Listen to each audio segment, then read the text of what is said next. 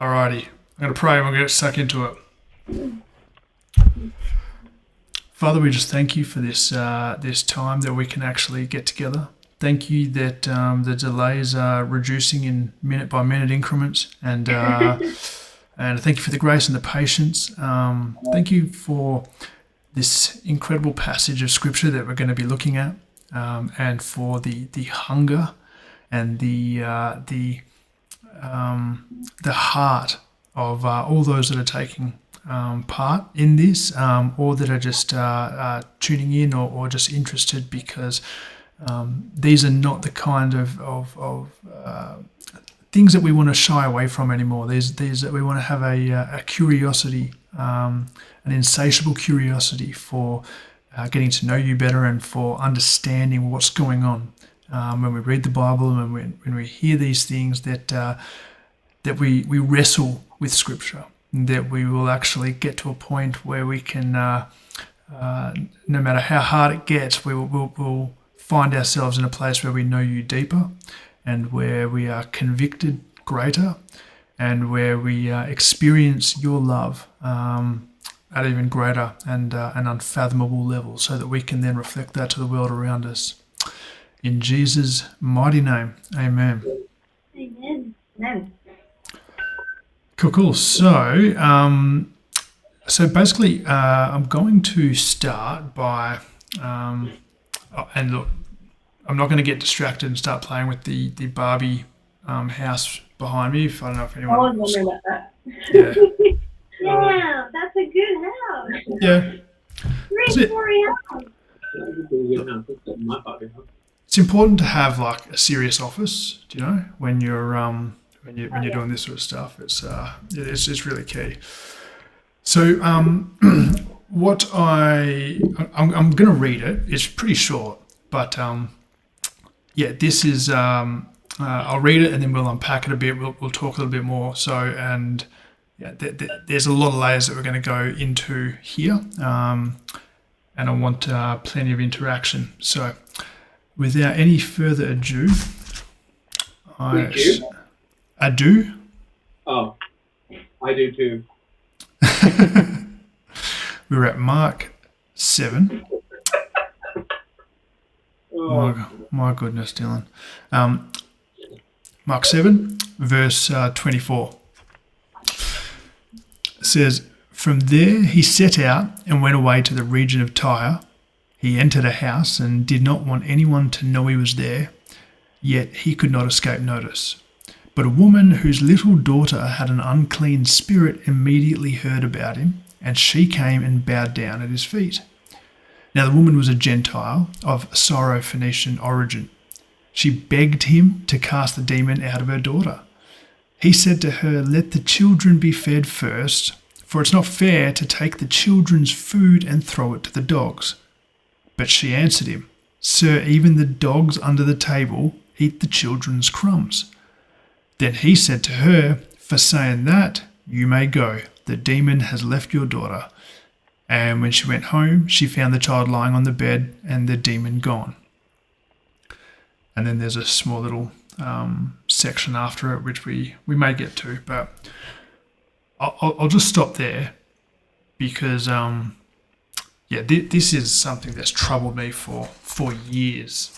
This is a really, really difficult bit of scripture, because for me, I know there's more brutal ones. I mean, you got genocide and all sorts of stuff throughout the Old Testament. You've got violent warrior gods. You've got apocalyptic imagery in Revelation and that sort of stuff. But for me, the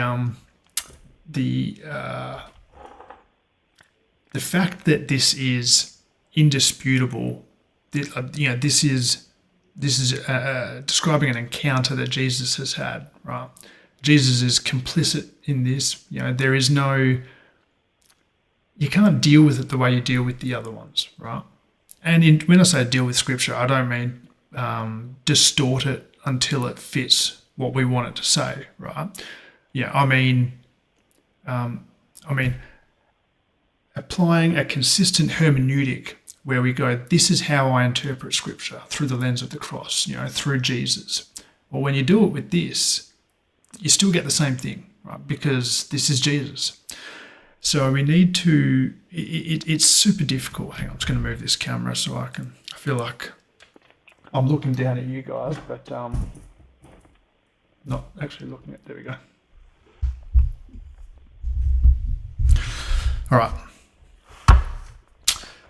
And look, I think it's, we'll go through and we'll talk about some of the problems here, but it's pretty obvious around this. I mean, the reason that I struggled with this one so much is because I just go, this is just the most un-Jesus-like encounter I could ever possibly imagine, right? This is just, and it's a racial slur, right? Like, it's actually, this is Jesus, if you look at it on the surface, saying a racial slur to a woman who is begging him for help, right? So you just go, well, what do we do with that? And and we'll talk a bit more about that shortly, about how other people have dealt with it and how I think is the best way. But before we do that, just throw it open. Any thoughts? Any questions? Have any of you guys wrestled with this one? We will obviously go through it and unpack it, so we don't really need to kind of get stuck into the nitty-gritty of what we think is going on, but more about, the problems. What is this saying to us?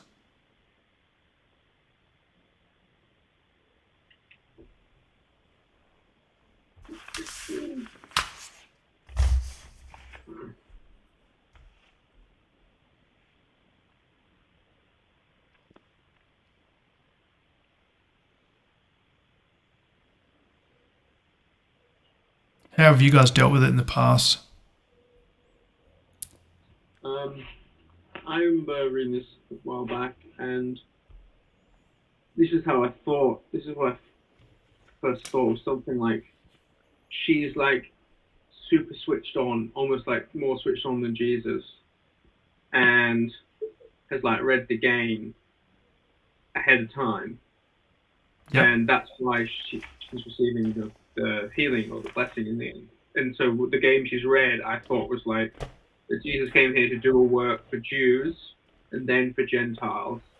And then so she's like, yeah, I know I can't eat like at the table because the table's for Jews, but can I get some of the crumbs that are going to fall off, as in once the Jews have eaten, then the Gentiles can then eat.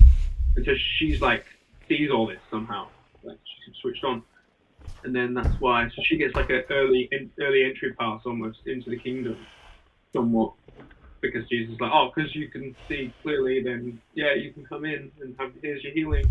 I don't know what to necessarily make of that now. I quite saying it back is like, no, it's not. I don't dislike it. So in some of these things, when you say it out loud, you're just like, oh yeah, that sounds average. But we do, but we think it, right? You know? Yeah. Like what you say. I see it as like commentary on like the whole story, right, of like redemption and everything. But it's a very specific event. It's like you can also imagine it actually happening, and then that just gets really weird. And you're like, why would Jesus say that to her? That's not how he's acted. That's out of character. And I guess it's a really good point. It feels out of character normally, because we normally just think of Jesus as like a non-racist, but which is a pretty good way to picture him, considering he is literally the opposite of that. But particularly in light of what we've been doing with Mark, I think the themes that we've seen come up again and again and again, it feels even more out of place, right? Yeah. Normally he would like do a thing, cool little magic trick, and then huzzah, the woman's healed. You don't go about this route. What I was thinking is, because I was looking at the passage that we were doing last time, and how he was talking about with the Pharisees about the clean and unclean, and then where he actually travelled from to then go to see this woman. And I did look it up earlier to actually work out why did he go to this particular region. Yes. And it was like the equivalent of maybe like 56 kilometres or something like that. Yeah. And I was like, so why did he deliberately go that far out of his way, all the way there, to see this Gentile woman? And what point was he trying to make, seeing as he directly talked about that just before this incident? Yes. But I haven't really worked it out. But I'm like, obviously he's trying to say something here. He was trying not to be seen as well. Yeah. Yeah, which is typical. That's classic. It's a classic Jesus move. Like, yeah, not wanting to be seen, not wanting people to know what's going on. But you're right. I mean, he's in a Gentile region, and then he's telling this Gentile woman, yeah, I'm not here for the Gentiles. Yeah, and you just go, oh. Mixed messages, Jesus. But I love what you said. I love what you said, how looking at what was happening just prior to this, which is actually critical. It's huge. It's really, really important. Because as we know, we've seen time and time again, with Mark, it's a story. It's something that is being delivered. It's being it's being spoken out. It's meant to take the listener on a journey, and so we see these things that they're linked, they're connected. When one scene switches to another scene, often there's a reason for that, and so we need to understand what's happening in the scene before it, or in the chapter before it. Yeah, there's a whole lot of links going on, and that actually is going to be a massive help in us understanding what's going on here, because there's a whole lot of things here that are linking back to previous sections.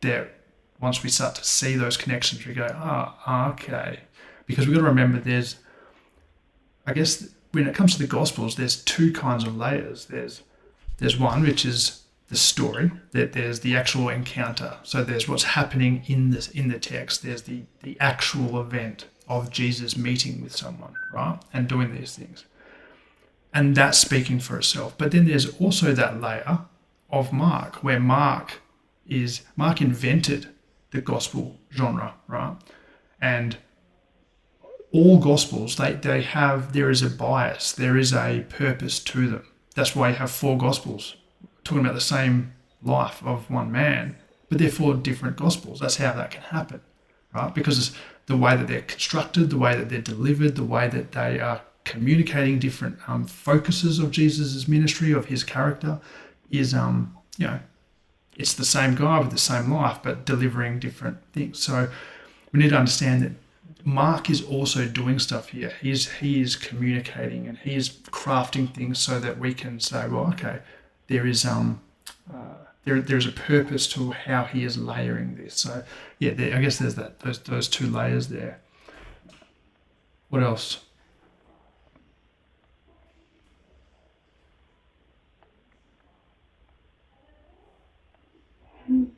Well, I didn't read it in the NRSV or the ESV. My translation says the woman was a Greek, born in Syrian Phoenicia, not just Gentile, so Greek. So I want to ask, what was her status? Is she educated? And then when Jesus says these lines about you can't touch the children's bread with the dogs, does he actually know she's got the chutzpah or the gall or the stomach to go toe to toe with her? It's a great question. It's a very, very good question. So we need to understand, let's write this down. So we need to understand what's her status. And the first part of that, what is her status? And when they say she's Greek, it's the same thing basically, the Gentile. So this is a I guess the point in this story is very much Jew versus Gentile.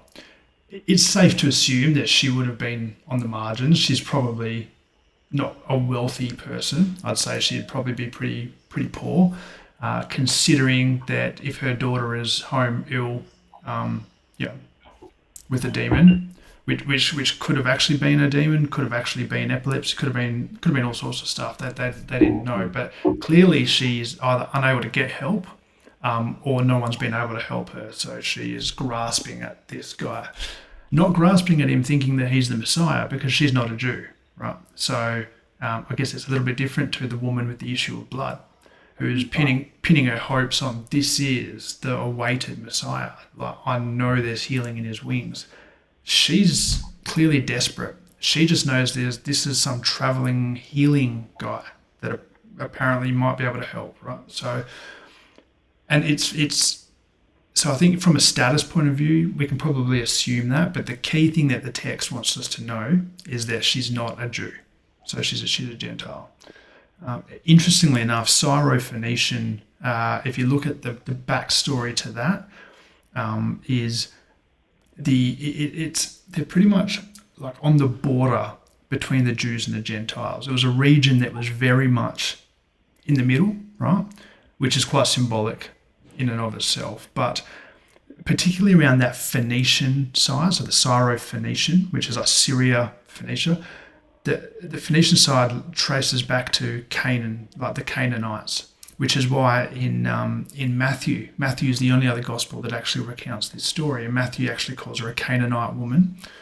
So that brings a whole nother level of meaning to it as well. You know, the Canaanites are the Jews, age old. This is not just someone who's just not a Jew. This is like the enemy. These are the Canaanites, right? This is like their arch nemesis, from way back, is almost representing that. So in terms of that status, that's where she's at. And the second part of your question was, did he know that that's how she was going to respond? Which I think is a great question to ask. I think he did. And we'll kind of unpack that a bit, because I think that's a pretty big key to it. But yeah, I don't think he was surprised. I think he was happy that she did that, because, well, he reserves for her some of the biggest praise in all of the Gospels, which is pretty cool. It was interesting how it's as soon as he says that statement about taking the children's bread and throwing it to the dogs, it's like she immediately understands what he's talking about, and like she answers him back in the same sort of metaphor.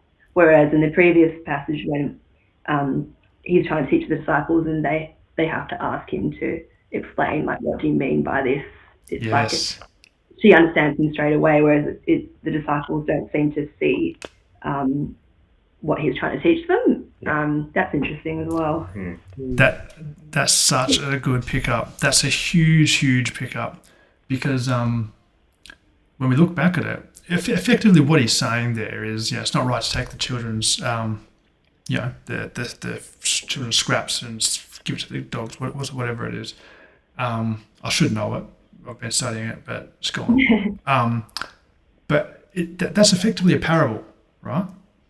Now, it could likely be, there could have been a saying going around at the time. It was probably something that was reasonably familiar, a bit of like a cultural idiom, like we would say, it's raining cats and dogs, right?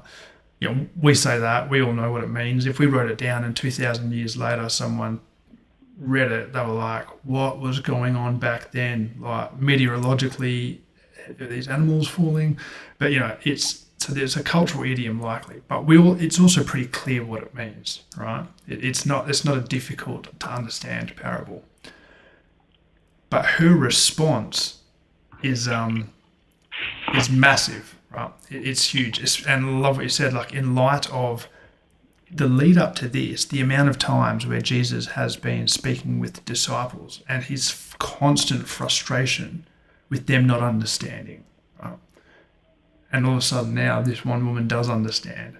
and actually gives it back to him, which is really, really cool. Really cool. I She mean, doesn't seem offended either. what's that? She doesn't seem offended. No. She's just like, I'm happy to take the crumbs. Yeah. I'll take the crumbs. Yeah, that's right. Although it's likely she, yeah,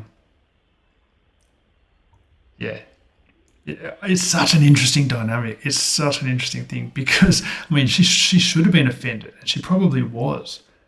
I can just imagine her like giving it back to him with a bit of a, a bit of a sting in the tail. We tend to wrap Jesus in cotton wool because of the benefit of hindsight. We know, who he is and all that sort of stuff.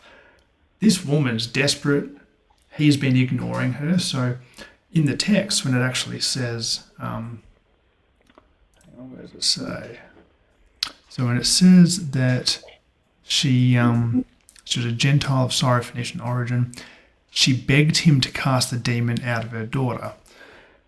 That word, when it says she begged him, the Greek, it indicates something so much more than just like we read that and it seems like it's a one-off, like she's just like kind of wandered up to him and gone, please can you come do this, right? I'm begging you. But that word actually indicates that this was a prolonged begging, as in she was insistent. She was like hanging off him over a period of time, like repeatedly begging him. So yeah, it's pretty. Yeah, she's very, very insistent. What else are any links? Anything that pops out? Any thoughts? Or anything that doesn't quite make sense?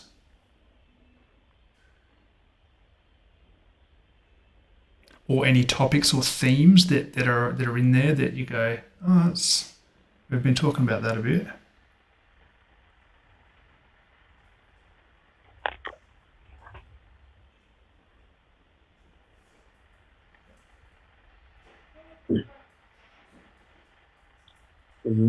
Bread. It's very Jesus-y. What's that? Bread.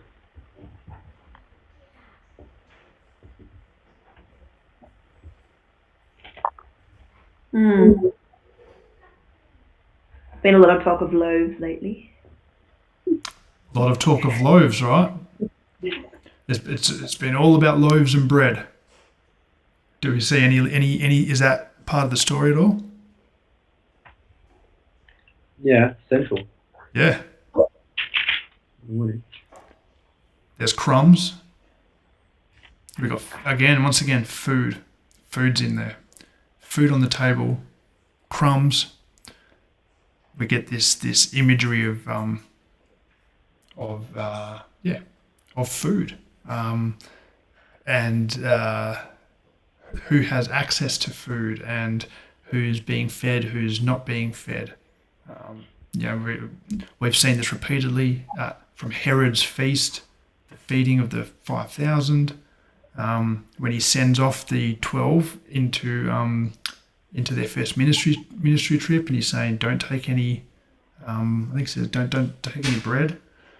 There is just this, and then obviously they're scared in the boat, not because they're about to die with the storm, but because he said that their hearts were hardened because they didn't understand about the loaves.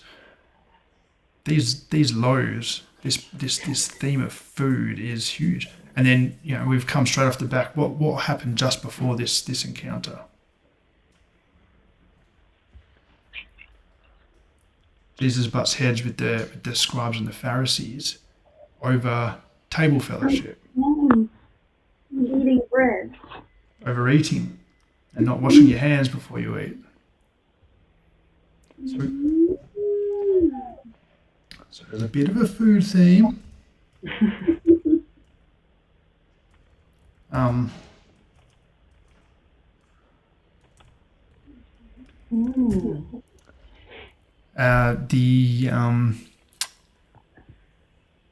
Where else are we?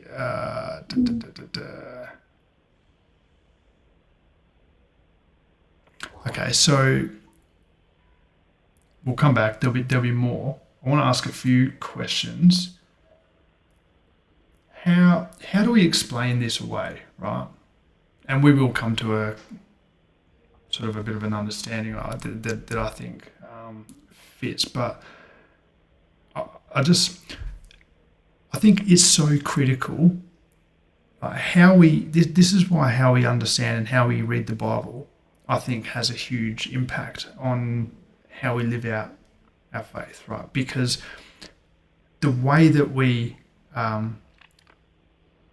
choose to engage with scriptures like this is it's really going to inform our view of God. It's going to inform our understanding of what's acceptable. It's obviously going to inform our theology, but it's also going to it's going to help us determine, well, how do we treat others, right?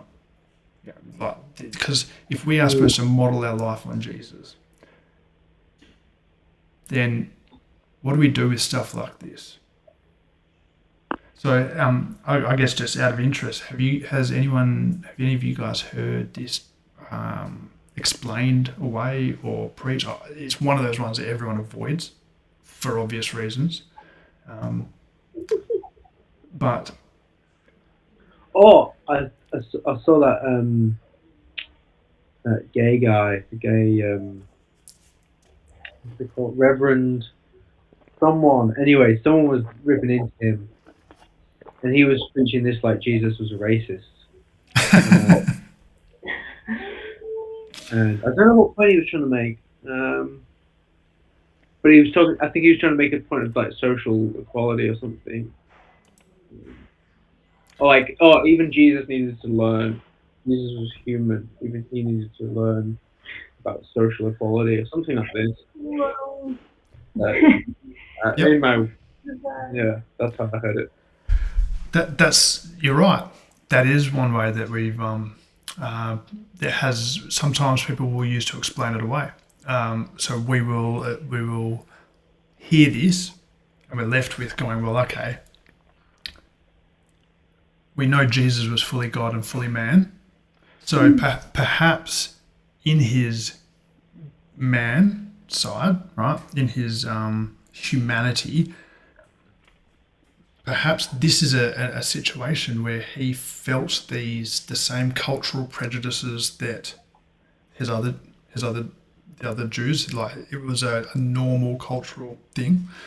Perhaps he felt that, and the beauty or the faith of this Gentile woman was to help teach him in a way, and then he changed his mind, or he grew in that aspect.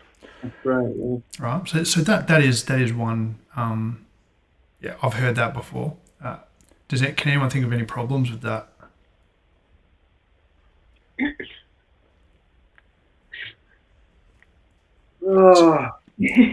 Just taught Jesus a lesson.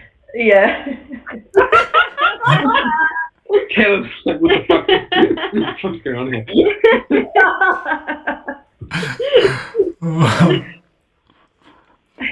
Because I mean, remember, and this is, I'll say this all the time, but we're very good. Like we'll go, oh yeah, cool, that's what this means. I'm happy. That makes sense to me. I'll believe that, and then we tie a thing around it, and we don't ever go back there because it's neat. But what we need to do is just pull that thread. We need to go, okay, cool. So if this is my understanding of that, well, what does that then mean for this? Like, what are the butterfly effect ramifications of that? Do you know what I mean? For example, right, if I was to say to you, the reason that God is in the Old Testament is so violent and all that is because that's how he was, right? But when Jesus came down, he kind of convinced his dad that, hey, these guys are all good, and it's like, so God actually changed. So yes, there's the God of the Old Testament, God of the New Testament, but God kind of changed his mind, right? Like you go, oh, okay. I mean, no one really goes, oh, okay. But yeah, on the surface, you go, cool, whatever. At least we ended up with the good one at the end. But if you just leave it at that, you're stuck, because if you start to unravel that, you go, well, if God can change his mind, all this talk about being secure in God, you're not secure in anything, right? Yep. There is no, what's the point of a promise, a covenant, all that sort of stuff? Because he can change his mind. What if he changes his mind tomorrow? All of a sudden now, but unless you pull that thread, you don't get there. So, so with this explanation, when we go, okay, well, maybe this was part of Jesus' humanity, where he learnt about to, embrace that, or he didn't think it was time for his mission to the Gentiles at that point, but this woman convinced him that it now is, and so he kind of, he grew in that moment. What are the thread butterfly effect issues of that?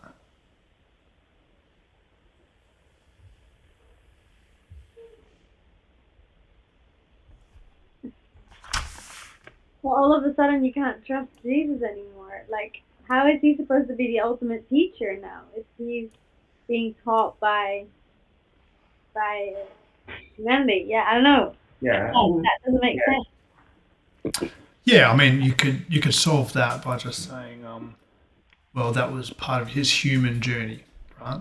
And so by the time he's got to the cross, he's got it all figured out. So there's no more of this journeying. So that's all good, right? No, he doesn't need to journey. He is already the ultimate alpha and omega. He doesn't need that. He's Yep. here to show us how much he loves us, not because he needs to learn something. Yep, I agree. And so, I mean, I guess being sinless is a pretty important part of our understanding of him. Pretty keen. What's the danger of mixing an attitude towards the Gentiles in this respect with being human, or just being a part of that culture? I totally missed what you just said. Sorry. What is it doing to, I guess, what's it saying about acting in that way? Holding those racial prejudices. That it's normal.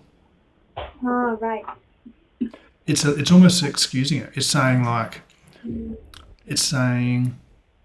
well, he was a product of his generation. That's just kind of what they believed. Like, that's part of his humanness, right? So in effect, you're saying, well, for you to not take part in that racist viewpoint, you have to be God, right? Which you don't.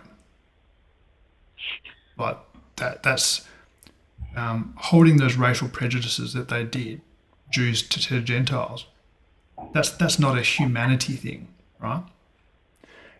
It's the equivalent of us saying, well, look, this guy was a Nazi. He served in the Nazis. He didn't do anything too bad. He wasn't one of those really bad Nazis, but he did take part in it. He did help, round up some of the Jews and this and that. But like, that's just kind of what they did at the time. Right? That's just, he was a product of his generation, right? That was just. What are we saying? We're just saying that, well, that behaviour's okay because that's just what other people were doing. That's just what they were, right? And then Jesus is a product of that. Yeah, well, that's what's like. Number one, it's never okay. It can make things understandable to a degree, but it certainly can't ever act as something that excuses that, right? Because there's always exceptions. Number two, Jesus' humanity was never about him having to, what do you call it? It was never about him getting it wrong and having to learn and grow, right? It was actually about showing us that living in a true humanity actually sees the humanity in others, right? True humanity is is not getting caught up in that. Right? That's actually to be truly human. That's not a divine attribute. Like, that's a human one. I like that. So I think when we start to do that and we go, oh well, that was just this, and he kind of learnt, and he was a racist, but he was just a first century Jew. That starts to unravel things a fair bit, right? So there's another way that I've heard it explained away is when it says that what's he say? Hello. Yo. How do we know it's racist? We were talking about racism. Oh yeah, good point. I probably should have explained that. Yeah. Well, purely because it's it's very clearly a reference to his ministry to the Jews first, and then to the Gentiles at some other point, right? So number one, there's a clear racial distinction between the ethnicity of the Jewish people and then anyone who is non-Jewish, right? So that's the start. I guess the slur, or the more aggressive part of it that comes in, he hasn't gone, look, I'm kind of here for these guys first, but I will get to you guys or whatever. Like, he's straight out said, like, what you think I'm gonna give this, the scraps to the dogs? Like, I keep forgetting, what is it that he actually says? Let the children be filled first, for it is not good to take the children's bread and throw it to the little dogs. Yes, that's it. So he's saying they're a dog, which is exactly as it sounds, right? You like dog. So you got to remember, right? Okay, I've got it here in front of me. Let the children be fed first, right? For it's not fair to take the children's food and throw it to the dogs, which he is then saying she is what? A dog. Yeah. Now, dogs in our world are awesome, right? You get awesome dogs like Sinead. You get you have greyhounds. You spend a lot of money. You spend like 27,000. Look at this dog. See? Oh my god. Oh, that's a dog. That's a dog. Right there. Bloody sweater on. Yeah, and a sweater. And a blankie. Oh my god. Can I start again? That's a good example.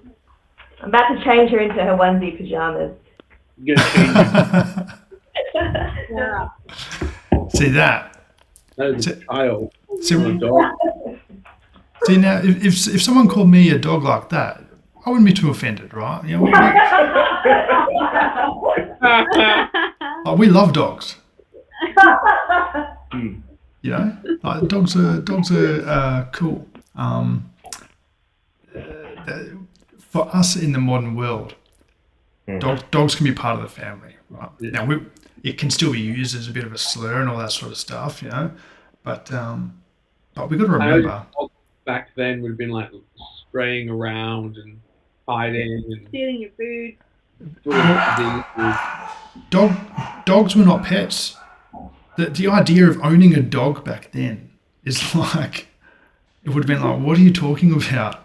Like these are, they were the filthiest, dirtiest. Like, they had an extremely, extremely low status. Right? They were filthy animals. So the aggressiveness of using that particular thing to say, like, it's not good to throw it to the dogs. You know what dog is backwards? Oh, yeah. Yeah, And you've solved it. guys, I'll go to bed. That's enough for tonight, I reckon. That'll feed us for a week.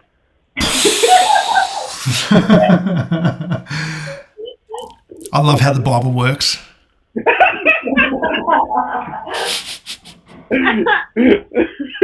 what he was getting at. So that's why I say racial slur, right? Because this goes far beyond just drawing a distinction between ministry to the Jews and ministry to the Gentiles, right? The distinction between those two was a lived reality in that time, right? But Jesus' aggressiveness to this woman who is asking nothing but for her daughter to be healed. And as we've seen in Mark so far, has Jesus got a problem with healing people's daughters? He keeps doing it. Yeah. Has Jesus had a problem healing Gentiles? No, it's been working fine, I think. Has Jesus been already ministering to the Gentiles? We spoke last time about how the Sea of Galilee functions as like a back and forth, you know, these two parallel ministries between the Jews and the Gentiles, right? So he's already doing this. Yeah. I wonder. You know, the other way that we try and get out of this is people just dial down the aggressiveness of it. People go, oh well, actually, if you look at the Greek and you kind of do a bit of tweaking, you know, we say dogs, but it's more like little puppy. Like he's kind of being cute with her. I think he's sort of saying, That's not Jesus. yeah, he's kind of saying like, oh bless you, you know, I'm not here for you yet, you little puppy, like, you know. Well, But that falls apart very quickly as well, right? That takes all the sting out of what's going on here, and it's also not accurate, right? So it's safe to say that there is no massaging. It is as harsh as it sounds. So, and I guess the other alternative that we haven't considered is what if Jesus meant it? What if he's saying that's okay? Because I've heard people say, well, you know, this is a covenant thing. This isn't like a personal preference. This isn't Jesus saying like, you know, like Jesus is inclusive. Jesus loves everyone. But, you know, the covenant was with the Jews, and so his hands were kind of tied. It was more about having to fulfill this, you know, and then he was going to come and get to him, but this and that. And you go, well, okay. But you can do that with a bit more tact, right? You can do that without calling her a dog. It's even worse because before that he's asking him over and over again. I'm like seeing this like really needy woman almost acting like a dog, and him sort of like speaking to that, or like I don't know, just being like sort of like get off of me. And this is why. I know. Yep. My whole image of this passage is changing as we're talking about it. I hope you know where we're going, Luke, because Yeah, I know. you're poking holes. I'd like to be filled by the end of the night. No, I've got no idea. Good luck. Oh, great. No. No. Am I too loud? Sorry if you just saw Tash. She was just playing with the Barbies. Here,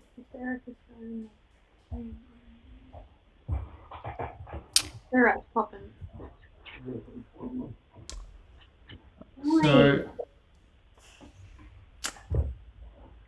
all right. So let's try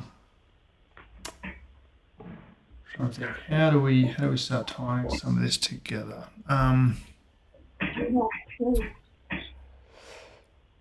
Roll on, dog. All right. So, what can we? What do we know about the culture that they're in? Roman. In particular, so we've covered a fair bit around the purity culture.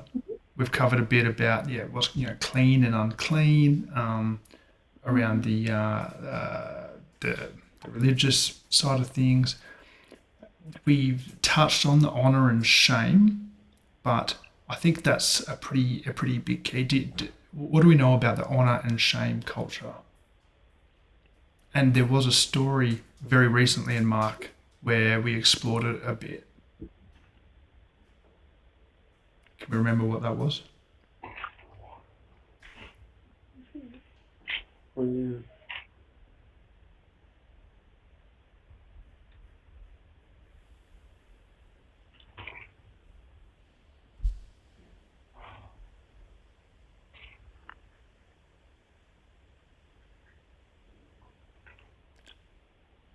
I might I have got missed it. that one. I got to get some thinking music. Ding, ding, ding, ding. That would be great.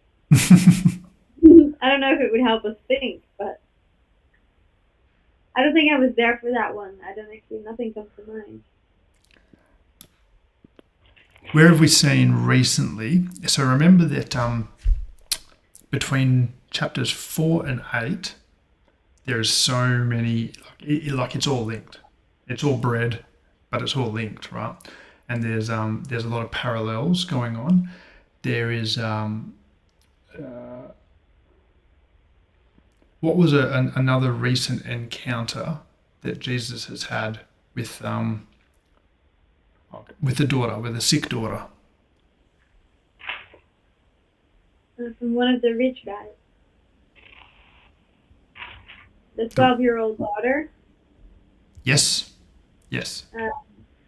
And then on his way to her, there's this lady who's been bleeding for 12 years, and she grabs his tunic and gets healed. Sorry, I missed that bit. Say that again. While he's on his way to that daughter, there's another daughter of God, but lady, who's been bleeding for 12 years, and she grabs his tunic to be healed. Yes. And it was, what does he call her? Daughter. I think so. He does, yeah. Cool. Which is interesting. And actually, do you remember? So yeah, what we're talking about is Jairus, right? Jairus and his daughter, and then he's interrupted with the woman with the issue of blood. So we've got the sick daughter from Jairus. Now, remember with I think when we spoke about this, the key thing, a lot like a huge contrast with that was Jairus felt that because of the honor culture, right, there is very much a hierarchy. So Jairus felt that it was acceptable, that it was appropriate to meet Jesus face to face and to actually request this of him, right? So we remember he actually goes to him and he says, I want you to, can you come do this? Come with me, right? It's a request. You got two men. He's obviously very well respected, and he's the temple leader and all that sort of stuff. Because in that time, in that culture, honor and shame was huge. It was like everything. It actually determined who you could speak to, where you could go, how you could interact with the others, right? So who would be people that have honor? So obviously Jairus, who was a temple leader, right? Jesus, who was a rabbi. Who else that we would think? Hint is Jesus is always butting heads with them. Pharisees, the scribes, right? These are people of influence, people of reputable standing, and most importantly, men, right? So so basically, that would determine who you could speak to, right? Certainly, who you could interact with, right? Who you could actually eat a meal with. Eating a meal with someone was a really big deal. That's why table fellowship is something that comes up and up over and over again, right? Who's at the bottom end of that scale? A bleeding woman. A dog, sorry. Oh yeah, dogs obviously, yeah, but in terms of women, yeah, like well, women full stop were on the lower end of that, right? From the outset, it doesn't matter who they were. Obviously, yeah, unclean woman, very much so. Yeah. What about a Gentile woman?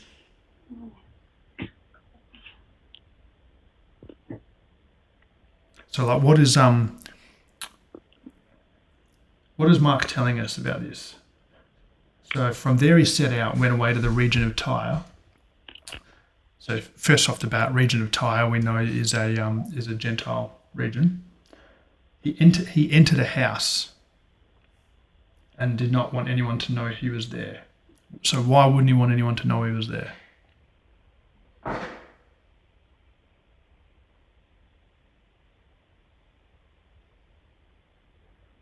Well, whose house would it be? What kind of Seen house? as a dishonourable place for Yeah.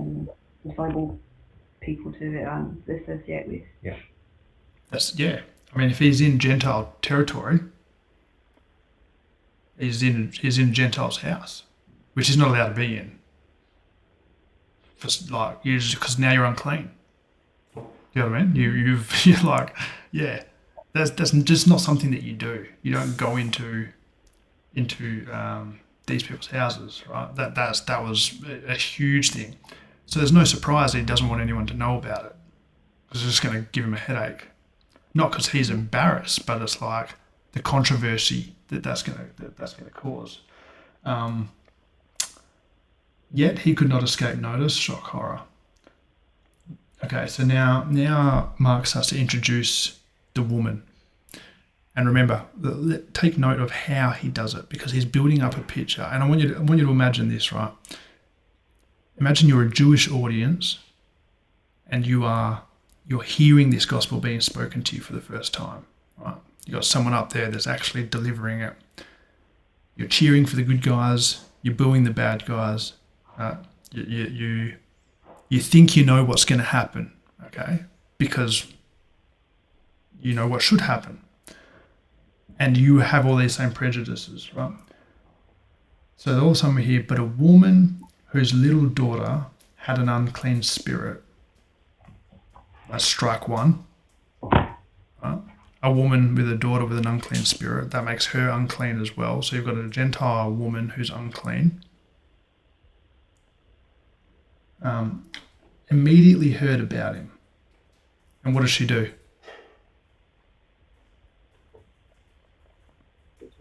Falls at his feet. Falls at his feet. Where have we seen that time and time again? That's what Jairus did in the other story. Yeah. Yep. We see it in we see it with Jairus. We see it with even the guy that's got all the legion of the Gerasene demoniac. Like, time and time again, the worst characters in Mark's gospel are the ones that are falling at Jesus' feet every time, which is a picture of worship.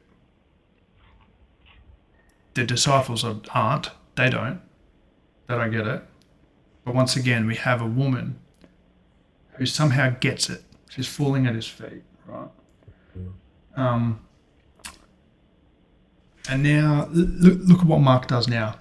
He's like, I need to paint the picture here of this woman for you guys, just so you're aware of who we're dealing with. So he goes, now, the woman was a Gentile of Syro-Phoenician origin, aka she's a Canaanite, aka she not only is a Gentile, but her ancestry is from our worst enemies, right? She begged him to cast the demon out of her daughter, right? So at this stage, you're listening to this, you're getting this story, and you've got the Messiah, you've got the Son of God who's coming, and he's got the most unclean possible thing that is just like harassing him, right? That's what people are thinking. Imagine if you're a first century Jew, you're hearing this being told to you. You're like, oh my gosh, this woman, like, and you just know Jesus is just going to deliver a smackdown, because that's what should happen, right? Because that's what they did. Look at what the Pharisees did with Jesus every time. Yeah? Like, what's the common thread that we see every time with these encounters of Jesus with the Pharisees and the scribes? It's a battle of what? wits. It's a battle of riddles. It's a battle of who knows scripture better. It's a battle of who's smarter. It's and you know what? It's never done privately. Have you noticed that? Mm. Yeah. It's always public. Always public. Like it's just in every single scene. It's like, Jesus, how come your disciples don't clean their hands? Like, bang, you know. Jesus, how come your disciples are picking the grain, like on the Sabbath? You know, who gave you the authority to declare his sins forgiven? Right, all of them are public interactions, and this is because it all comes back to this honor and shame dynamic, right? Because the power, let's call it authority, right? It all came down to if you had more honor, you had more authority. So, and authority was a real big deal. So the Pharisees and these people, they wanted to maintain their authority. The best way that they could do that, right? You'd think it wouldn't be this simple, but it actually was. If they could destroy the credibility of this guy who is making waves by beating him in some sort of verbal tit for tat or some sort of public argument or debate or riddle. And we see it in other places. Shammai says this and Hillel says this, so what do you say about divorce? Yeah, it's like trying to catch him out. Like, oh, well, what do you say is the greatest commandment? Right? Because they're trying to put him in a position where he has to say something that they can be like, well, right, bam. And then all of a sudden, the power dynamic shifts. They then have the authority. And that's the whole thing, this honor and shame, right? Now, you need to have a certain level of authority. You've got to have a certain level of honor to even enter into this debate, right? Mm. It's like, I can't just go, you know what? I might go have a chat with Obama and see if I can beat him in a debate. Like, I'm not going to get anywhere near Obama. You've got to be at a certain level to even enter into a conversation, right, with certain people. So, but even more so in this case, right? Now, that's obviously just an access thing, but in this case, it's an honor and shame culture, right? Mm. So, with all of that in mind, we get back to this, right? So Mark's gone out of his way to just explain, hey, this woman is bad news. Like she's unclean, right? Painted a real big picture. Mm. And says she begged him to cast the demon out of her daughter. He said to her, let the children be fed first, for it is not fair to take the children's food and throw it to the dogs, right? Mm. And you can imagine like the audience, yeah, damn right. You feed those children. I'm a child. You'll get yours, but you feed like you can just imagine, and you can imagine when he said this, right? Because all of his disciples, we know that to this point that they still haven't got it. They're still struggling to understand what's going on, right? You can just imagine them being like, Yep, we're not here. Yeah, you wait your turn. I get it. Like, leave him alone. You can imagine. You just be like, Jesus is acting in a way that is representing basically the heart and attitude of every single disciple and Jew around him. And he's got more than the 12 with him. Remember, there's boats. There were several boats. So there's a lot of them following him around. Yeah. And at this point, they're all going, amen. Mm. Now pause here, right? What do you think their expectation is from this point on? Like what should happen in their understanding? The woman gets put in her place. Mm. She gets out of there. They feel that they're right. But what I think Jesus is doing is setting us up to obviously subvert. Yeah. He's deliberately doing it because he doing it. wants them to hear her response. Yeah, Yep. exactly. Yeah. Yep. Yeah. Yep. That's I think you're right. Because I mean, at that point, okay, like if you just, I like to imagine Mark just like delivering this, right, and just pour, and anyone who was actually giving this as a speech, you would have to pause there. Like, you know, it's like if you're speaking to Jews, you'd have to just stop there because they're going, yeah, that's good, right? And all they would be thinking was, well, that's the end of that. They're like, number one, what could she say back to him? He's made it very clear about his position. Number two, she shouldn't be allowed to say anything because she's a very, very unclean Gentile woman and he is a rabbi. So she actually shouldn't even be allowed to speak to like the gall of her to even be following him around asking him something. Guys like Jairus, the temple leader, they can ask things of Jesus, right? The woman with the issue of blood, she understood this. That's why she didn't go and ask Jesus anything. What did she do? She sneaks in and just tries to touch the hem. So she didn't have to speak with him. She didn't have to act out of her place. But she just knew that if I could just touch his hem, I'll be healed, right? And what does Jesus do in that case? Stop everything. Power has come out of me. Which is bizarre. He's like, it's just gone so over the top. Who touched me? Who touched me? Oh, it was her. Like he just draws her in, makes everyone well aware. It's like he just elevates her right into this thing. And so no one's expecting her to say anything. And then she says, but she answered him. Just that in itself is radical. We don't understand. Sir, even the dogs under the table eat the children's crumbs. Now, that's some serious level judo, right? She listen to how she's done that. She hasn't reacted angrily. She hasn't attacked him. She hasn't disparaged him. She's actually manipulated what he has said and has agreed with what he has said, but has actually exposed what he has said. She's exposed a flaw. He's gone. Well, there's nothing I can do about it. It's not right to take the food off the children and give it to the dogs. And she's gone. Yeah, that's right. Sure, yeah. I get it. I get that's still position, right? And I understand this food. I get it that we're dogs, sure. But even when you're feeding the children, there's going to be some crumbs that fall on the floor, right?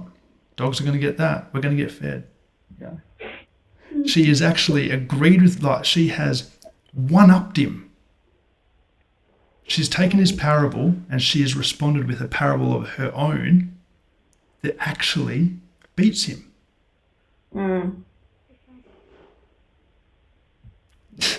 Like, so he's allowing her to do. So not only has this super unclean Gentile woman who is down here and Jesus is up here in that time apparently, right? Which we know is crap. Jesus knows it was crap. That's part of what he's trying to demonstrate. None of the Pharisees have been able to best him. No one has been able to come anywhere close to even understanding his parables, let alone responding with a parable of their own, right? Except for this woman, the most unlikely candidate ever. And he lets her do it. He sets it up and he's just like, he makes it as public as possible. And then she drops that bomb and he goes like, every time he beats the Pharisees, right? they're devastated. You look at it, like look at their reaction, because because the meaning of it is huge. You've just think of it like a game. Like you've got a certain amount of social points. X amount of points means you can access this, you can speak to this, you have authority over this. You lose a public debate with someone like that, bang, you've lost points.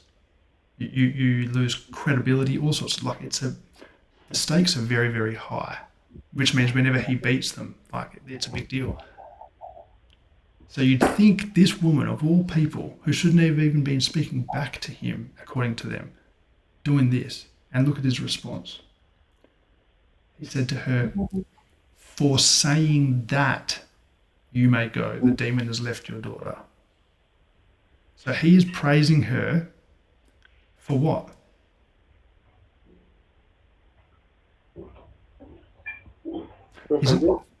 He's not saying. Think about this, right?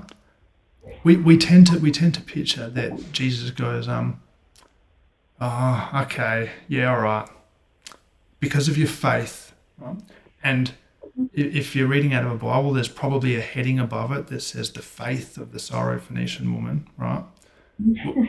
Right? We that's typically what we take out of this is the faith, right? And you'd think that Jesus would say something like, "Oh wow, like yeah, you're very persistent, like very, very faithful. Because of that, your daughter is healed." Or he might even just be like, "Look, okay, yep, sure, yep, no worries. Yeah, you've convinced me," or whatever. Like, I really didn't want to, but I guess you've twisted my arm. None of that happens. What does he say? For saying that, you may go. So he is linking very specifically her response to him as to the healing. Right? The demon has left your daughter. Right, you may go. And when she went home, she found the child lying on the bed and the demon gone. Now, I don't think the point is whether it's not like a formula to how to heal a demon-possessed daughter, right? But the point is what he's focusing on is her response. The very response that he should have been devastated at. I can tell you right now, when she said that, the disciples would have just been like, you know what I mean? Like, you could probably hear a pin drop. The tension, like, oh no, she didn't. Like, it was insane. And yet, I just picture Jesus with a smile going, yeah, for saying that, you can go, right? This big public display, he has let the absolute worst possible candidate for his own honor and authority best him in a battle of wits, right? And not only that, in a parable. And what has he been saying about parables? They're the ways of, as I said, they're just given out to a certain, to the people that, to the inner circle. No, to the people who don't. The opposite. People who don't understand. Let's go back to, because Jesus loves parables. We know he loves parables, right? And let's see what he says about them. So go with me back to Mark 4. So remember I said Mark 4 to Mark 8. And you'll see that because the next one with Mark 8, we've got the feeding of the 4,000. So there's all sorts of links here. But anyway, we go back to Mark 4. And it's the parable of the sower. And which I'll read in a minute, but it then goes to the purpose of the parable. So verse 10, it says, when he was alone, those who were around him, along with the 12, asked him about the parables. And he said to them, to you has been given the secret of the kingdom of God. But for those outside, everything comes in parables, in order that they may indeed look but not perceive, and may indeed hear but not understand, so that they may not turn again and be forgiven. And he said to them, do you not understand this parable? Then how will you understand all the parables, right? And then he goes on to explain the parable of the sower. And then skip down to verse 33, he says, with many such parables, he spoke the word to them as they were able to hear it. He did not speak to them except in parables, but he explained everything in private to his disciples, right? So he's been talking about the importance of parables. At that point and every single other point, every time he speaks in a parable, the disciples don't understand. They don't get it. Like, literally, there's about 4 or 5 separate times where Jesus is going, do you not understand what I'm saying? Or it'll say, when they left, the disciples asked Jesus, hey, what was that thing you were talking about? Well, we don't understand, right? They just don't get it. And for the very, very first time in the entire gospel, someone not only gets what he's saying, but actually responds with a parable of their own to a point where she wins, right? So when we go back and we say, he's saying, the insiders, those who understand me, they get the secret of the kingdom. For everyone else, they're not going to understand or perceive it. So what's Mark telling us here? Who are the ones that aren't perceiving or understanding the parables? The insiders, the disciples. Yeah. And yet here we have the biggest outsider you could possibly ever imagine, not only understanding it, but actually getting involved in it, beating Jesus at his own game, right? This is huge, right? That is, and then when you look at the parable of the sower, we go, well, okay. Jesus says in chapter 4, verse 13, he said to them, do you not understand this parable? And how will you understand all the parables? The sower sows the word. These are the ones on the path where the word is sown. When they hear, Satan immediately comes and takes away the word that is sown in them. And these are the ones sown on rocky ground. When they hear the word, they immediately receive it with joy, but they have no root and endure only for a little while. Then, when trouble or persecution arises on account of the word, immediately they fall away. And others are those sown among the thorns. These are the ones who hear the word, but the cares of the age and the lure of wealth and the desire for other things come in and choke the word, and it yields nothing. And these are the ones sown on the good soil. They hear the word and accept it and bear fruit 30 and 60 and 100-fold. This is a picture of a seed sown in good soil, right? The most unlikely person. But she, to this point, is the hero of Mark's gospel, which is crazy. She's the only one where the seed has actually taken root. And you look at the disciples so far, they are the ones who the seed, it's rocky ground. They hear the word, right? They're hearing it, and immediately they receive it with joy. Like that, yes, they're on board. Bless them. We cannot fault their enthusiasm, right? Like, they're Jesus freaks. They're all in. They just don't get it, right? They have no root. They endure for a while, and then when trouble or persecution arises on account of the word, immediately they fall away. We're going to see that very, very clearly when Peter denies Jesus 3 times, and all of the disciples just desert. They're all going to fall away, right? So what was set up at the start of chapter 4 around different pictures of what it looks like to understand the kingdom, of what it looks like to not only hear the word, but to listen, right? Actually having ears to hear, to not only see things, but to perceive them, right? He's drawing very, very clear distinctions. But it's all upside down. It's a mess because everything should be about those closest to him, those who know him the best, those who are walking with him, those who are being endorsed and sent out by him on ministry trips, those who are successfully healing people and casting out demons in his name. All of these things, right, are the same ones who just aren't getting it.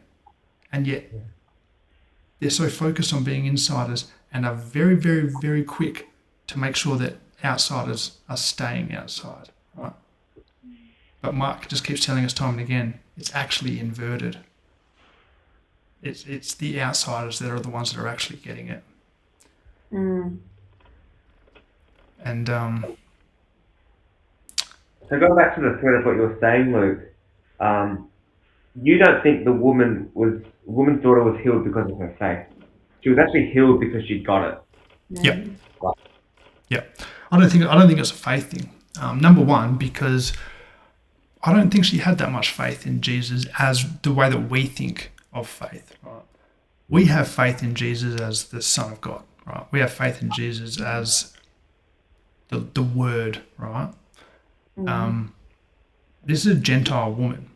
She had desperation for a traveling, healing man. I don't think she cared where his power came from. I mean, all this woman would have ever known throughout this whole region, these Gentiles, because this is how it was displayed to them, was our God is not for you. Like, our God is for the Jews. Now, we'll look after you once we come into power, but he's not your God. He's our God, right? We'll be a light to you guys, but he's our God. That's all that they know. So there's been no ministry. There's no missions trips or evangelism, like none of that. So I don't think she even would have really cared or understood much about that. She had faith that he clearly could do something because of his reputation. Right? He had been performing miracles. That he had a big rep. So I think she was extremely desperate and she had faith that he could do something. But we tend to make it that it was because of her persistence, because of her faith, that is why Jesus healed her. If that's the case, that's a pretty poor move by Jesus. That's pretty average. Like, I mean, could it be like faith in his character, like from all the stuff she would have heard? Maybe she drew a logical conclusion that if he really is who he seems to be, then he will be a good guy, and something in of his character, maybe.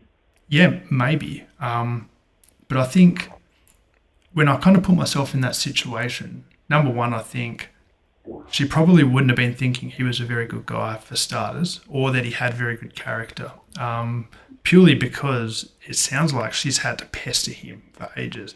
And when you think about what she's actually begging him for, this is her little daughter whose life is in danger. Right? So if you imagine, like, the stakes could not be higher. If you went to anyone and said, hey, I think you can help me, my child is on their deathbed, and they didn't want to give you the time of day, you'd be going, no, who are you? Like, that's shocking. I think she had faith that if she hounded him enough, that she would wear him down. I think she was just super desperate, to be honest. I don't think she had any other option. Similar to the leper who is encountered at the very start. Jesus tends to find himself with people who are desperate. And so I think we get it wrong when we say it was about faith. And also, if it was the case, that's not a fair... Like, that's actually not the God that we preach either. Hey, God loves you so much, but you should just pray for something. And if you don't get it, like, he's heard you, but you haven't prayed hard enough yet.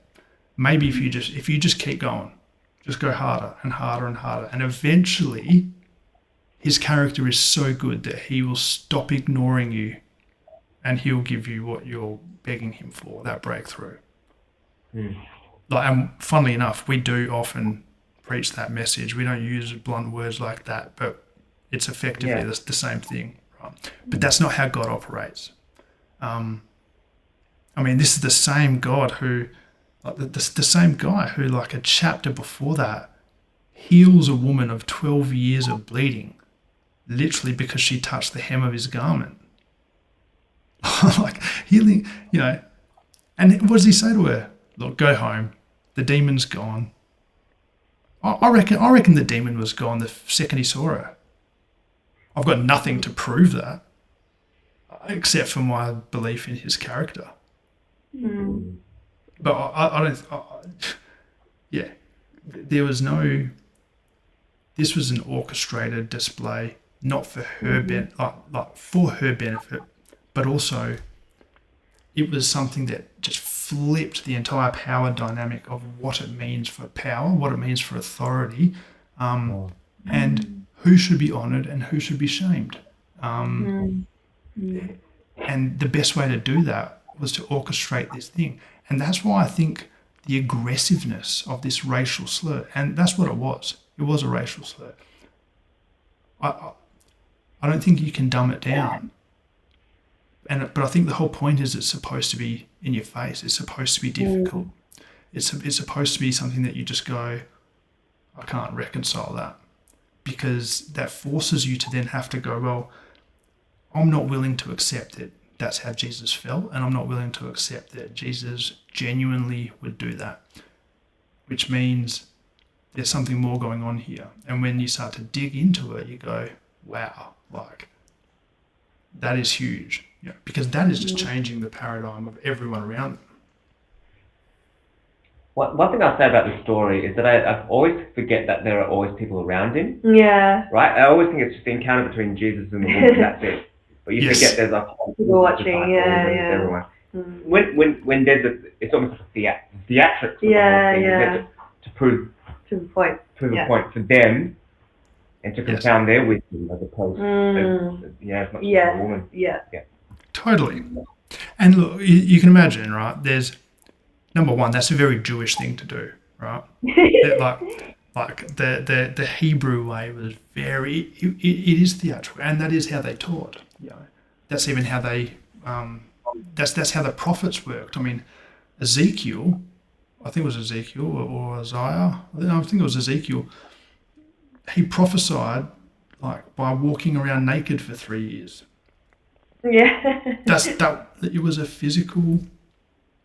Yeah, I mean, try interpreting that. That's a bit bizarre if you ask me. But I mean, this is like their mindset was very, very thin. So that's why a lot of the Jewish, like the rabbis, they would teach in these public forums. That's why they would encourage discourse. They would encourage debate, things like that, because how you acted. It all told a story and it all sent a message. Because you can imagine, right? Jesus in his house with his disciples, and it's just them, and Jesus going, "Hey guys, like this whole honor and shame thing. Actually, it's ridiculous," and trying to like reason with them, but you're reasoning with like 1,000 years of conditioned cultural identity and memory, and you're trying to reason against something that is just prevalent in absolutely everything. Right? Sometimes you just need to get the defibrillators out and shock people, and I think that's what's happened. And I think a similar thing is what, and it's totally unrelated, but like when God tells Abraham that he has to sacrifice his son Isaac, right? Because I feel like he was never going to do that, right? But he had to take him through to that point in order to, at the very end, to just go, hey, guess what? Good news. I don't need this from you. Don't ever, ever do this. Like, here's a ram, rah, rah, rah. Because I feel that if he hadn't have done that, that was so embedded in their cultural understanding of this is how I relate to God and this is how I appease God, is to kill my firstborn, right? Or to cut myself, this and that. Like that was the way. So you can just imagine that at some point, if things were quiet between Abraham and God, or if things weren't going too well, it's going to start to creep into his mind. maybe I have to kill my firstborn, right?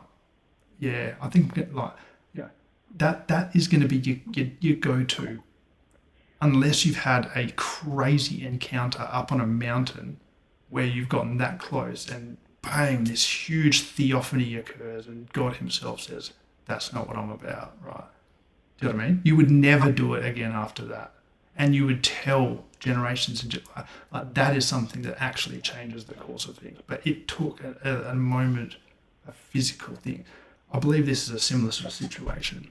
And I think that's also why, just as that was very difficult to comprehend, God saying, I want you to take your son up and I want you to sacrifice him. That's hard to fathom, just as it's hard to fathom Jesus saying this to this woman. But I think that's the point, because it has to engage you on a level of like, what is happening? This is not right, in order to be transformed when Jesus flips the whole thing on its head. Yeah. It's which is a totally different way of understanding it.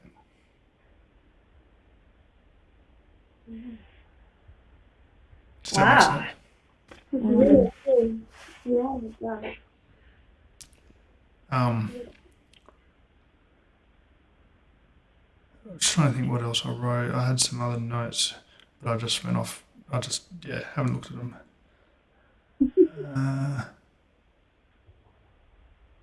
Eating.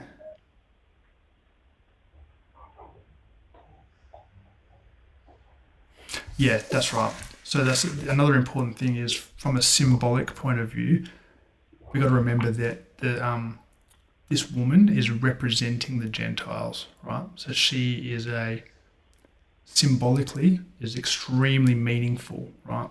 So by her demanding the crumbs off the table, she's actually also demanding the inclusion of the Gentiles, right, into this kingdom reality, right? So she's like, it's a way basically of where are we?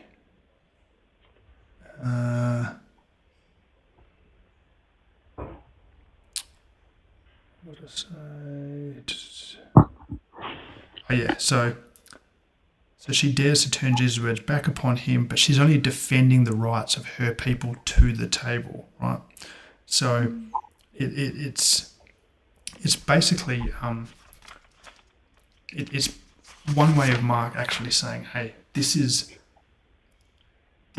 needs to come down. We're going to break down these barriers between Jew and Gentile, because this is not the way of the kingdom. And these mindsets that say that there is a deserving part here, like there is a worth to these people that is not attributed to these people, that's Egypt. That's not kingdom, right?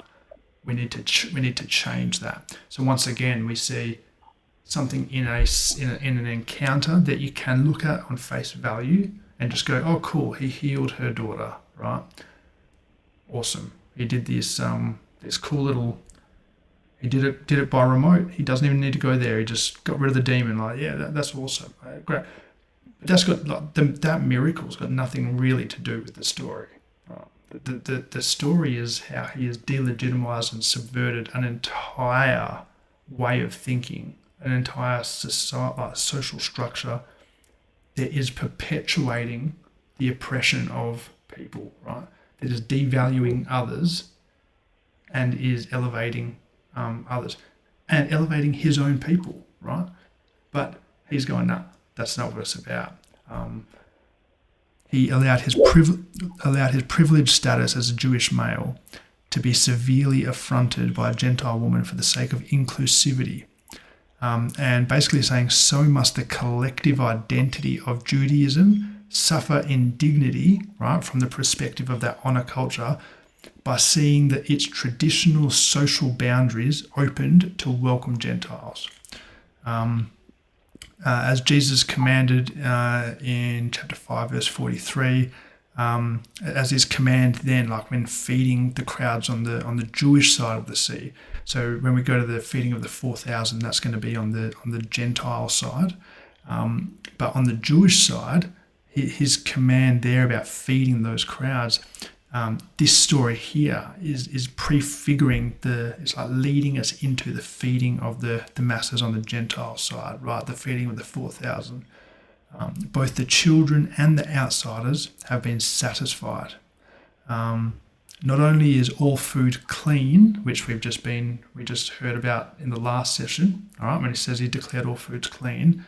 So not only are all foods clean, but all are welcome at the table, both Jew and Gentile. So this is it's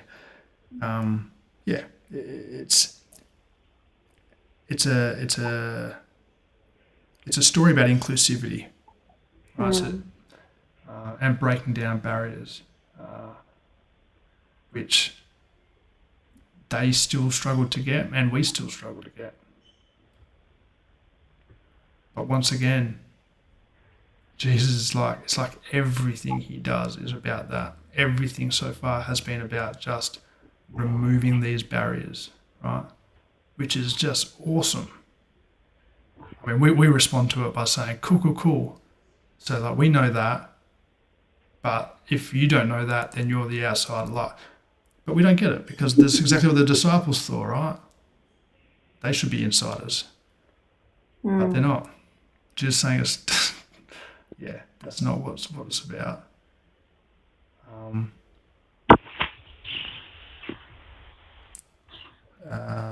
What else?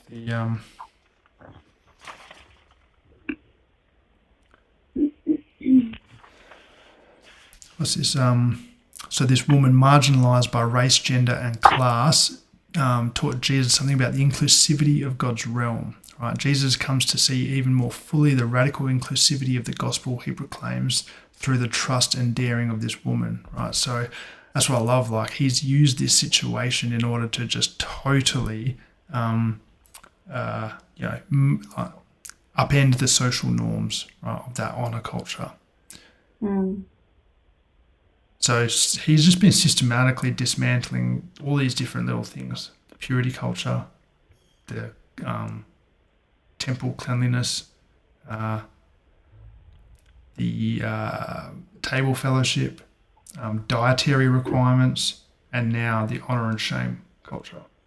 So pretty much everything that were identity markers, that were boundaries for the Jews as to kind of determine who they were. And we've got to remember, all of these things were from God, right? Initially. All of these things were initially created to help them preserve and understand, like to preserve an identity as God's people, even though they were in exile or they were in slavery or they were going through the wilderness. This was always about them preserving an identity about who they were and who God was to them. But like all things, it takes on a life of its own, and it can become corrupted, and it become less about remembering your own identity and more about elevating your identity at the exclusion of all others. So they've lost the point. That's where Jesus is coming and saying, no. Yeah. You don't need that to remind you about your identity anymore. Let's upend things, which is pretty cool. I mean, this has all sorts of I guess from a practical point of view today, the biggest things that I see is how this relates would be around like privilege would be a huge thing. So obviously from a church perspective, yes, there's barriers and there's all sorts of stuff that we do that's obvious. But even as individuals, we need to understand that there is privilege. There are social structures in place, do you know what I mean, that allow us to sort of have access or to have certain conditions go our way at the expense of others.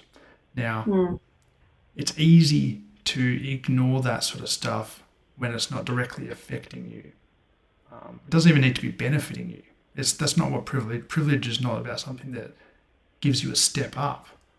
It just means that you're acknowledging that you're standing on something that there are other people that don't that aren't at that level, that they have to, do you know what I mean? Like they're below that. But you can't help anyone else like that without acknowledging the status that that's even a reality. So I think,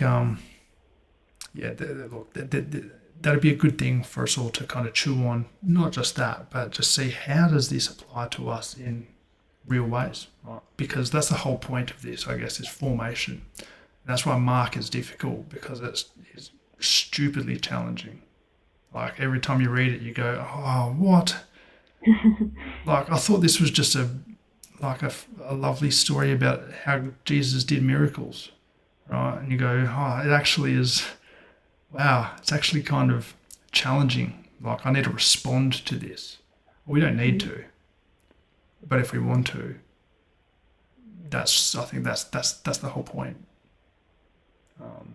Because we tend to just go like, well, it's all good. Like I'm a Christian, I believe the right things, and I do these things, and so it's all good. But it's got nothing to do with any of that, because we're not even talking about salvation here. This isn't about heaven and hell or any of that sort of stuff. This is about bringing the kingdom to earth, like actually, like being aware. Like we love the miracles, we love the healings, but Jesus didn't just do those things. He did those things in conjunction with critiquing the system that caused those things in the first place. And we forget that bit. We chase revival and we chase healings and we chase miracles, right? But yet we don't want to get involved when it comes to the actual systems that create inequity and that create certain conditions or like food inequity, or all sorts of stuff, right? We go, no, that's social justice. We're in the miracle business. Or we'll say just, we'll pray about it, or you need Jesus in your life because he'll be able to, he'll make sure you're fed, like, and your bills are paid. All those things are great, but that's just not what Jesus did. He just went so far beyond that. So I think that's a cool thing to take. And I promise next time will be like the feeding of the 4,000 and that, and I will actually wrap up all of the bread thread. I'm going to call it the bread thread, which is, I know it's been super weird, but there is a very, very real, there's a big meaning behind it all, and it's actually really phenomenal. Yes, we'll understand all about bread and leaven and yeast and loaves, plenty of loaves. And how it all fits in. But does that make sense? Has that sort of changed a bit about this story? So good. Great, Luke. Thank you. You're welcome. That should be pretty much it. Where are we at? 9:30. Cool. I promised Caleb I'd finish on time. I also promised I'd start on time, and I failed that one, so I can at least I can at least honour the second part. Thanks so much, Luke. That was so good. Enjoyed that. You're welcome. Hey, Luke, those things that you were reading just before, like those notes, could you send those into the group? Oh, the notes? Yeah. I was just pretending. I was just faking. I was just doing this. No, I will for sure. Yeah. That's cool. Thank you. Yeah. I've got some good notes. So I will. Yeah, I'll send that through for anyone who didn't get it. And so what I was thinking is next time we'll do obviously Mark 8. Going into Mark 8, we'll finish up the bread theme. Because that is the halfway point of the gospel. And hey Tash. Oh, Tash. Hi, Tash. I'm gonna get busted for that. Not PJ. yeah, so like we will finish up all that, and then I think also, and I'll start preparing it in advance. But I want to do like a halfway point. Like, hey, so here's all the themes that we've been kind of going through with Mark, and this is what's happened because it does. Mark changes course pretty radically from like the first half to the second half. So it'll be good to kind of get a bit of a stock take as to where we're at, and it'll also help for anyone who missed any of the sessions throughout to kind of get a bit of an an overview. So yeah, so that's the plan. That sounds good. Thank you so much. Thank you, guys. Thank you for joining. Much love, guys. Oh, good night. Good night, Dylan. Good night, Dylan. Sweet dreams. That's how you know you're a good teacher when people fall asleep. The sound of your voice. Exactly. You have a very soothing voice. Yeah. It's just so just inspiring. It's very confidence boosting. We need a bubble out of bounds ASMR version. And I'll just be like this. And Jesus. Oh, all right, guys. I'll let you go. Bye. See ya.